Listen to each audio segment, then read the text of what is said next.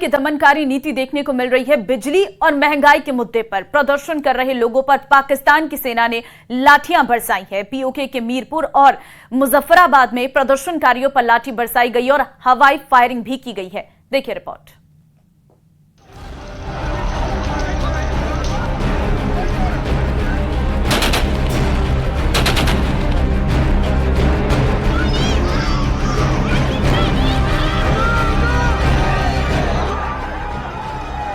पाकिस्तान के खिलाफ पीओके में प्रदर्शन।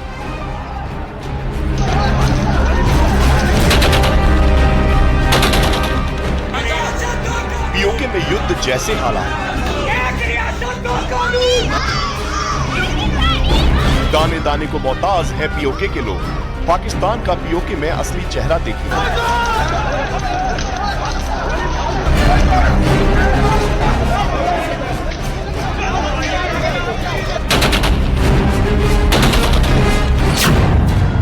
पाकिस्तान के कब्जे वाले कश्मीर में पाकिस्तान का असली चेहरा दुनिया के सामने आ गया है। टैक्स, महंगाई और बिजली की किल्लत जैसे मुद्दों पर प्रदर्शन कर रहे लोगों पर पाकिस्तान की सेना जमकर लाठी और आंसू गैस के गोले बरसा रही है। शनिवार को पाकिस्तान की पुलिस और पाकिस्तान रेंजर्स ने कश्मीरियों के खिलाफ सख्त कार्रवाई की।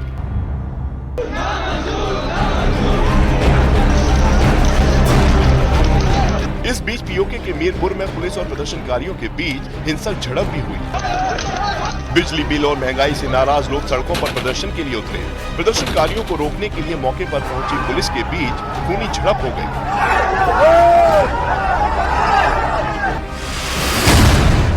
बताया जा रहा है कि प्रदर्शनकारियों की गोलीबारी में वहां एक सब इंस्पेक्टर की भी मौत हो गई, जिसके बाद हालात और तनावपूर्ण हो गए।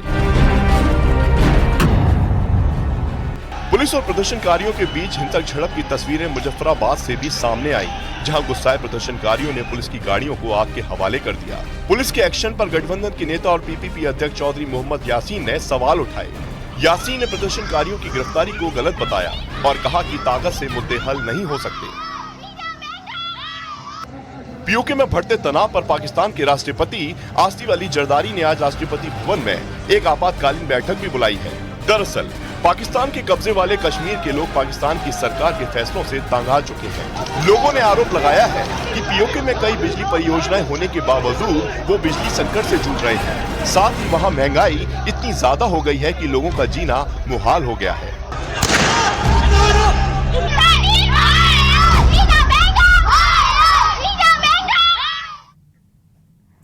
चलिए अब बात कर लेते हैं वॉर की। व्लादिमीर पुतिन ने अचानक खार्किव पर इतने तेज हमले कर दिए हैं कि अब ऐसा लगने लगा है कि रूस पूरे खार्किव पर कब्जा करके यूक्रेन को बहुत बड़ा झटका देने जा रहा है।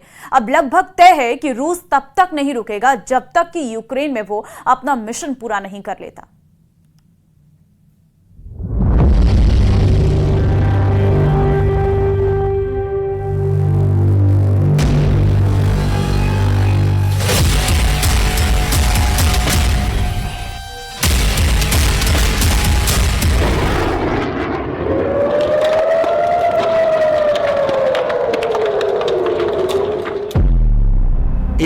किलोमीटर में लाशें ही लाशें, खार्किव में खूनी खत।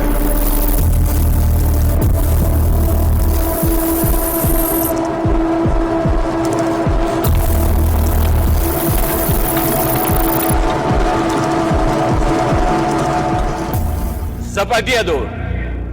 Ура!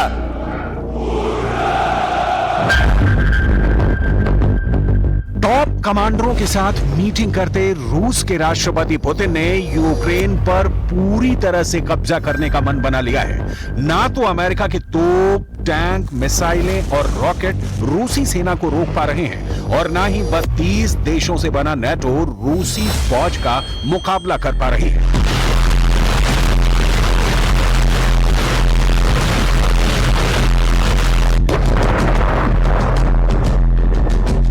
हालात ये हो गए हैं कि 800 से ज्यादा दिन की जंग में रूस ने एक तरह से यूक्रेनी सेना को रौंद कर रख दिया है। सबसे ताजा और भीषण हमले में यूक्रेन के खार्किव में रूसी सेना ने बेहद प्रचंड हमले किए हैं।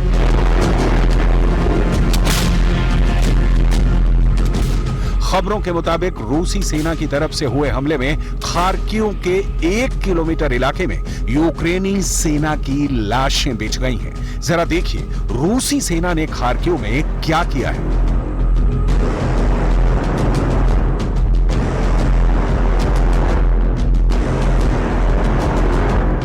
फ्रांस की एक न्यूज एजेंसी ने दावा किया है कि 10 मई 2024 को रूसी सेना ने खार्किव पर पूरी तरह से कब्जा कर लिया है। दावे के मुताबिक रूसी सेना पिछले एक हफ्ते से खार्किव पर बड़े हमले कर रही थी।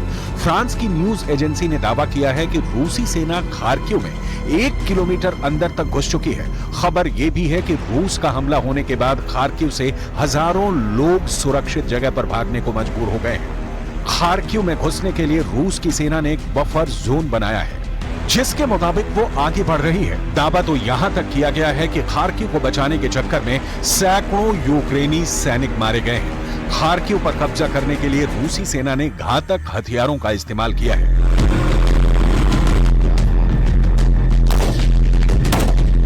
रूस की सेना खार्किव में 1 किलोमीटर अंदर तक घुस गई है। इसकी पुष्टि खुद यूक्रेन के राष्ट्रपति वोलोदिमीर ज़ेलेंस्की ने भी कर दी है। Головне – Харківщина. Російські війська сьогодні спробували розширити операції проти України. Ми розуміємо обсяг сил окупанта, бачимо його задум. Наші воїни, наша артилерія, наші дрони дають відповідь окупанту.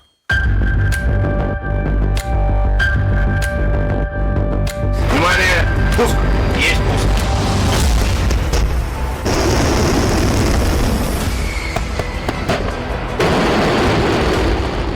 यूक्रेन के खार्किव पर रूस का 1 किलोमीटर पर कब्जा साबित करता है कि पुतिन का स्पेशल मिलिट्री ऑपरेशन अभी यूक्रेन में रुकने वाला नहीं है। हमला ऐसे समय में हो रहा है जब यूक्रेनी सेना के पास गोला बारूद की कमी है।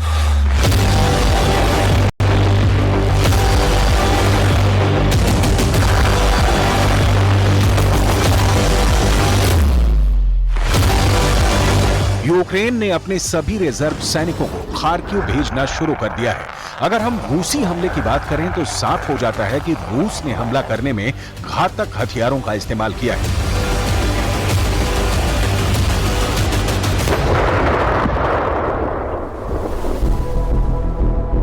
2022 में खार्किव में मिली हार के बाद रूस का प्लान है कि वो हर हाल में खार्किव पर जीत हासिल करे। यूक्रेनी रक्षा मंत्रालय के मुताबिक रूस अपने हाईटेक टैंक, एयर मिसाइल और बख्तरबंद गाड़ियों के साथ तेजी से आगे बढ़ रहा है। 10 मई की सुबह से हवाई हमले तेज हो गए हैं।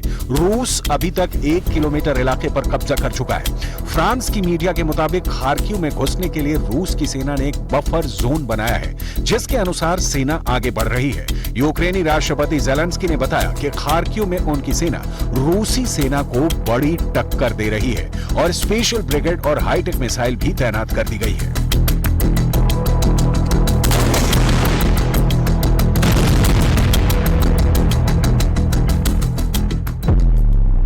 यूक्रेन का काल बना पुतिन का स्पेशल ऑपरेशन।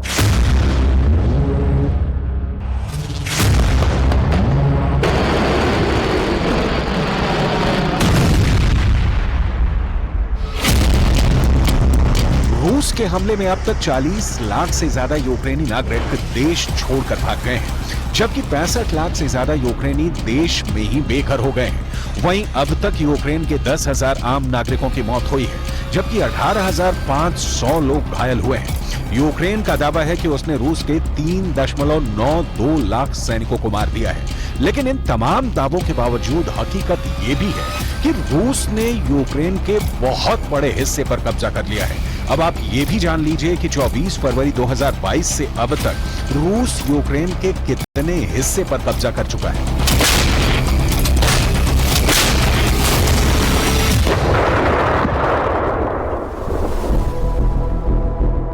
यूक्रेन की डीप स्टेट टेलीग्राम चैनल की रिपोर्ट का दावा है कि रूस ने यूक्रेन की 62,000 वर्ग किलोमीटर से ज्यादा जमीन पर कब्जा कर लिया है। दावा भारत ने राजस्थान की धरती पोखरण पर परमाणु परीक्षण किए थे और इस सफल परमाणु परीक्षण के बाद दुनिया के ताकतवर मुल्कों की लिस्ट में शामिल हो गया था। भारत के न्यूक्लियर पावर हमने बनाने की कहानी पर हमारी ये रिपोर्ट देखिए।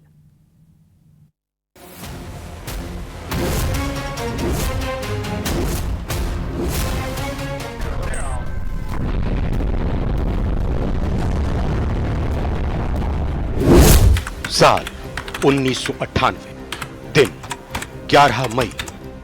सब कुछ सामान्य सा लग रहा था, लेकिन जैसे ही भारत के तत्कालीन प्रधानमंत्री अटल बिहारी वाजपेयी ने यह घोषणा की, Today at 15:45 hours, India conducted 3 underground nuclear tests in the Pokhran zone.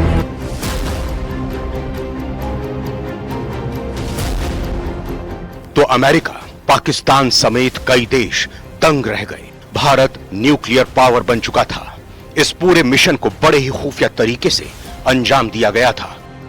पूर्व राष्ट्रपति डॉक्टर एपीजे अब्दुल कलाम की अगुवाई में यह मिशन कुछ इस तरह से अंजाम दिया गया कि ताकतवर देशों को इसकी भनक तक नहीं लगी। सीआईए ने सैटेलाइट से भारत पर नजर रखने के लिए अरबों खर्च किए थे, लेकिन भारत तय कर चुका था कि वो अपनी सुरक्षा के लिए किसी भी हद तक जाएगा। पोखरण फील्ड फायरिंग रेंज में खेतोलाई गांव के पास भारत ने 3 परमाणु परीक्षण किए थे और पूरी दुनिया को बता दिया था कि वो अपने दुश्मनों से लड़ने के लिए तैयार है।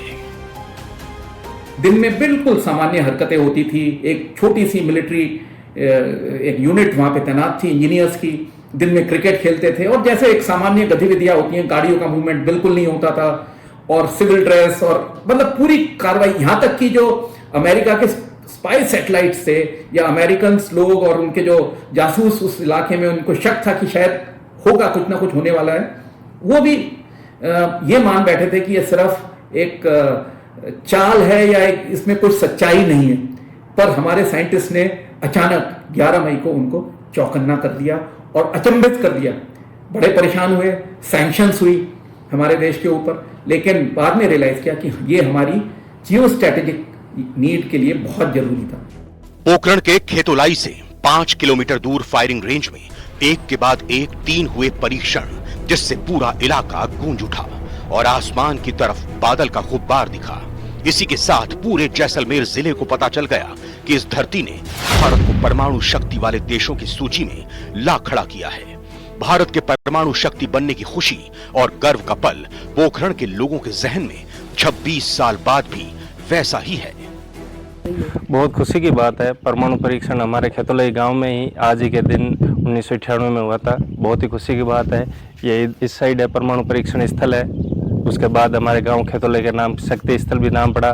विश्व पटल पे हमारे गांव का नाम हुआ। बहुत ही खुशी की बात है। जिस टाइम ये हुआ था परमाणु परीक्षण, उस टाइम हालांकि मैं बहुत छोटा था, फिर भी घर परिवार इधर से सुना है कि हम सबको घर से बाहर निकाल दिया था। उस टाइम अपना कीमती सामान सब कुछ लेके हम बाहर छांव में बैठ गए थे। पूरे गांव के अंदर सुबह ही सुबह सेना के जवान पूरे गांव के अंदर जो है वो छा गए और लोगों को ये जो है हिदायत दी कि लोग अपने घरों से बाहर आ जाएं, अपना कीमती सामान बाहर निकाल लें और कुछ भी जो है वो घटित हो सकता है। परमाणु परीक्षण के बाद देश के तत्कालीन प्रधानमंत्री अटल बिहारी वाजपेयी खुद धमाके वाली जगह पर गए और सैनिकों और साइंटिस्टों का आभार जताया। ये शक्ति परीक्षण बड़े ही गोपनीय तरीके से किया गया था। भारत की सफलता पर सीआईए ने भी माना कि भारत उन्हें चकमा देने में सफल रहा। इस परीक्षण के लिए देश के वैज्ञानिकों ने भी फौज के कपड़े पहने ताकि उन्हें सैटेलाइट से भी पहचाना ना जा सके। इस मिशन के लिए सभी वैज्ञानिकों को कोड नेम दिए गए थे। 1998 में हमने जो परमाणु परीक्षण किए वही सही मायने में भारत का परमाणुकरण कहलाने का इतिहास रचता है।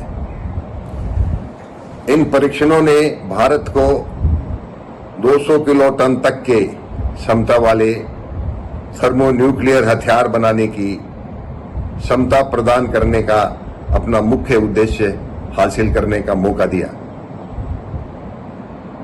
और इसके साथ साथ सबसे बड़ी बात है कि हमने ये जब एक्सपेरिमेंट चल रही थी, इसकी तैयारियां चल रही थी, किसी भी सुपर पावर के सैटेलाइट्स इसे नहीं डिटेक्ट कर पाए।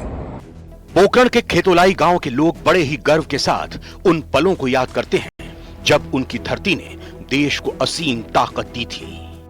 हुई थी, सब घर खाली कराया, कीमती सामान से बाहर निकला और बाहर बैठाना भाई बाहर भेजो सिया कोई पेड़ पौधे की। तो 10-15 मिनट मुड़ने के बाद पहले 2-4 घंटा पहले मैंने सूचना दे दी पुलिस घर आ फौजी के भाई बाहर निकल जो सब थरा पौनी है। मैं बाहर बैठे 2-3 घंटा तक, बिन बाद में बस वो ये फंस गया मो गयो, बस महसूस नहीं, थोड़ा धड़कन लगी थी। बहुत बढ़िया लग रही है, इन नाम ला रहे हमारी पहचान है। प्राउड तो करते ही हैं, इंडिया एक सर्वशक्तिमान देश के रूप में था। हाँ बिल्कुल, तो इस आधार पे हम तो कोई किसी भी कार्ड के ऊपर लिखाते हैं ना, तो शक्ति 98 खेतों लिखते हैं, हमें घर तो होता ही है। इसी ऐतिहासिक पल की वजह से आज भारत की गिनती परमाणु शक्ति वाले देशों में होती है। किसी दुश्मन की हिम्मत नहीं कि वो हमारी ओर आंख उठाकर देख सके। खेतोलाई से सांवलदान रत्नों के साथ ब्यूरो रिपोर्ट।